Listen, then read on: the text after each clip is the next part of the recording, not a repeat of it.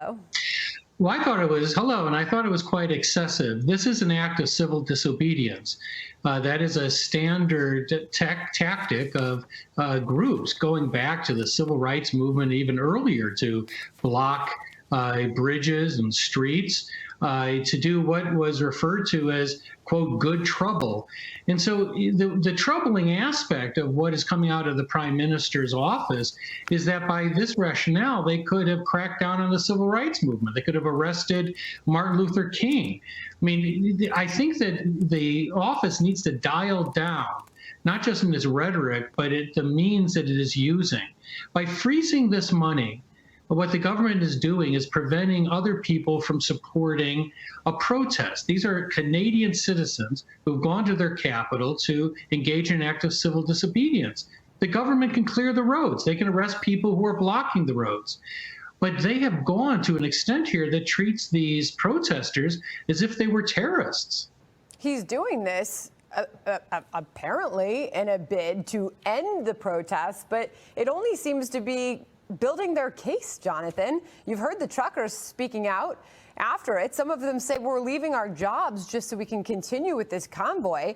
It seems to have fired them up even more. That's right. I mean, for people who are joining what they call a freedom convoy, the government is fulfilling the stereotype. It's fulfilling the fear that these truckers have that the government is becoming increasingly draconian, even authoritarian. And that's why these measures are so heavy-handed and unnecessary. You know, this is a prime minister who supported BLM protests. The BLM regularly takes over streets, blocks areas, even occupies areas. But you didn't have Prime Minister Trudeau declaring them to be terrorists or U.S. politicians for that purpose. I mean, it seems to me that these people feel marginalized and voiceless, and you're magnifying those feelings with these heavy-handed efforts. They had frozen millions of dollars in donations of people who want to support this cause. I just wonder where you think this all goes next. Seems like the obvious question, but I mean, we're in the second week of this now. I mean, and they have faced frigid temperatures, and they just keep on. And now Trudeau does this, and they seem to gain strength. I mean, where do you see this movement going, Jonathan? Well, I'm more worried about where the government's going. Trudeau has used this as a reason to claim control over everything from banking to cryptocurrency. And it seems like a crisis that's being used to expand political power. But what really worries me is that the media, the government, have marginalized these protesters. I favor vaccinations, but I share something with these truckers in the sense of a right of free speech and association.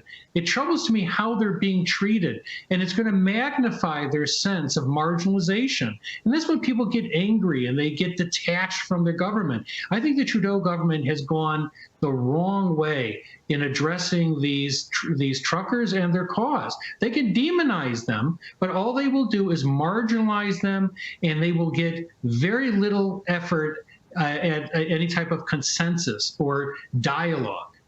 You know, it's remarkable what you just said. We've heard from so many of those truckers. I've had them on our program in the afternoon, who many of them say, just like you, they favor vaccines. They don't like the overreach. And it's an interesting parallel to a message we've seen here. Yeah, go ahead, Jonathan.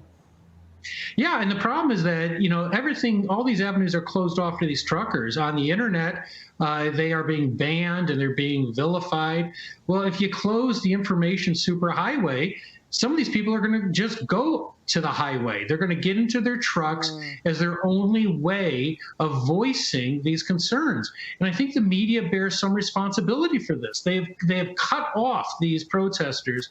They won't give an equal treatment and a voice to their cause. And I think that they have magnified the tensions. And the Trudeau government has just thrown gasoline on this fire. I think it's fair. Jonathan Turley, Professor, thank you very much for joining us. Appreciate it.